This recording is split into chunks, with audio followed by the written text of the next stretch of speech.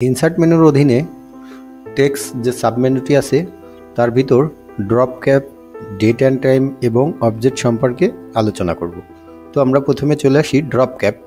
Insert menu click করার পর ডান দিকে ড্রপ ক্যাপটি আছে। এটার যে কাজটি হলো, অনেক সময় পেপার পত্রিকাতে আপনারা দেখে থাকবেন প্রথম লাইনটা, প্রথম যে ওয়ার্ডটা একটু অনেক বড় থাকে। তো সেরকম যদি প্রয়োজন হয় তাহলে আমরা এই ড্রপ ক্যাপ ব্যবহার করে থাকি। কেমন করে হয় আমি যেমন দেখাচ্ছি, এখানে লেখা আছে মাধ্যমিক, তো এই মাধ্যমিকের মটা বড় হয়ে যাবে। আমি যদি এখানে কার্সার রাখি, এরপর ড্রপ ক্যাপে চলে আসি, এখানে কয়েকটা অপশন দেখতে পাচ্ছেন। ড্রপে মাউসটি রাখার সাথে সাথে মটা বড় করে দেখাচ্ছে। এরপরে আমি যদি ইন মার্জিন দেখাই, ইন মার্জিনের ভিতর আমার লেখাগুলো থাকবে এবং আমার মার্জিনের বাইরে আমার ওই বড় লেখাটা বা যেটার প্রথম অক্ষরটা সেটা আমার চলে আসবে। তো এরকম যদি প্রয়োজন হয় তাহলে আপনারা এই ড্রপ ক্যাপটির ব্যবহার করতে পারবেন। ডেট অ্যান্ড টাইম, যদি কোথাও আজকের ডেট অ্যান্ড টাইমটা লাগে, ধরা যাক আমার এইখানে যদি ডেট অ্যান্ড টাইমটা লাগে, তাহলে কি করব, আমি যেখানে কার্সারটি রাখবো সেখানে যদি যেখানে কার্সারটি আমি রাখবো সেখানে যদি ডেট অ্যান্ড টাইম লাগে, তাহলে আমি কি করব, ইনসার্ট ক্লিক করার পরে ডান পাশের দিকে ডেট অ্যান্ড টাইম ক্লিক করব। তো এইখানে আমার বিভিন্ন ফরম্যাটে, যেমন এখানে লেখা আছে অ্যাভেলেবেল ফরম্যাট, তো অ্যাভেলেবেল ফরম্যাট অনুযায়ী চলে আসছে। এটা কি, এটা আমেরিকান স্টাইলে আসতেছে। ডান পাশে ল্যাঙ্গুয়েজটি দেখতে পাচ্ছেন, ডেট অ্যান্ড টাইমটি কেমন হতে পারে, যেমন 6 মার্চ 25, এখানে আছে যে তারিখটা আছে, তারিখ আসবে এবং সাথে যে বারটা আছে সেই বার অনুযায়ী আসবে। বিভিন্ন ফরম্যাটে আপনারা টাইম এবং ডেট দেখতে পাচ্ছেন। যদি কারো শুধুমাত্র সময় প্রয়োজন হয় তাহলে সময়তে ক্লিক করলে সময় চলে আসবে। যদি ডেট সময় একসাথে প্রয়োজন হয় সেটাও আপনি নিতে পারবেন। যেমন এইখানে আছে 6 মার্চ 25, 10:43:22 AM। আপনি এখানে বিভিন্ন ফরম্যাট অনুযায়ী যে কোনো ডেট নিতে পারবেন। কার্সারটি রাখি, এরপর ডেট অ্যান্ড টাইমে আসি।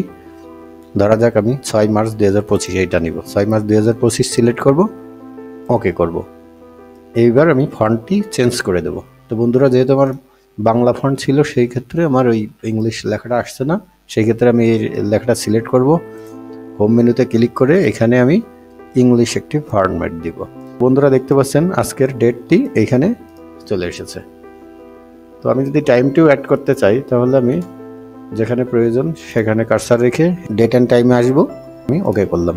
তো বন্ধুরা এখানে আমার দেখতে পাচ্ছেন ডেট অ্যান্ড টাইমটি আমার চলে এসেছে। আমি যেটা দেখব সেটা হলো অবজেক্ট। তো অবজেক্টের কাজ অনেক সময় আপনারা দেখে থাকেন। অবজেক্টের কয়েকটি কাজ আছে, যেমন এর মধ্যে গুরুত্বপূর্ণ একটি কাজ হলো ইকুয়েশন। আমরা জেনারেলি ইউজ করি, সেই ইকুয়েশনের কাজগুলোও অবজেক্ট থেকে করা যাবে। তো অবজেক্ট থেকে আমি ক্লিক করলাম, অবজেক্ট একটা অপশন চলে আসলো। তো আমরা মাইক্রোসফট ইকুয়েশন 3.0 এটা আমি দেখাই। এটা যদি আমি ক্লিক করি তাহলে আমার এমন একটি ইকুয়েশন চলে আসলো। আপনি এখান থেকে root, bracket, half, square, summation, যোগ বিয়োগ গুণ ভাগ, আপনি এই ধরনের সমস্ত তথ্য এখানে পাবেন, সমস্ত ফরম্যাট এখানে পাবেন। আপনার পছন্দ মতো এটা যে কোনোটা প্রয়োজনে আপনি ব্যবহার করতে পারেন। যেমন আমি যদি লিখি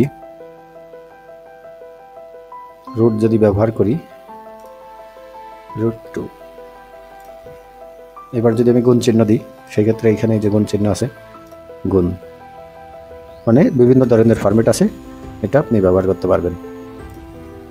এবার তো এই ছিল মোটামুটি drop cap, date and time এবং অবজেক্টের জেনারেল যে কাজটা, খুবই গুরুত্বপূর্ণ কাজ, এটা দেখালাম। তো আশা করি আপনারা উপকৃত হবেন। এত সময় ভিডিওটি দেখার জন্য আপনাদের সকলকে অসংখ্য ধন্যবাদ। তো এই ছিল মোটামুটি ড্রপ ক্যাপ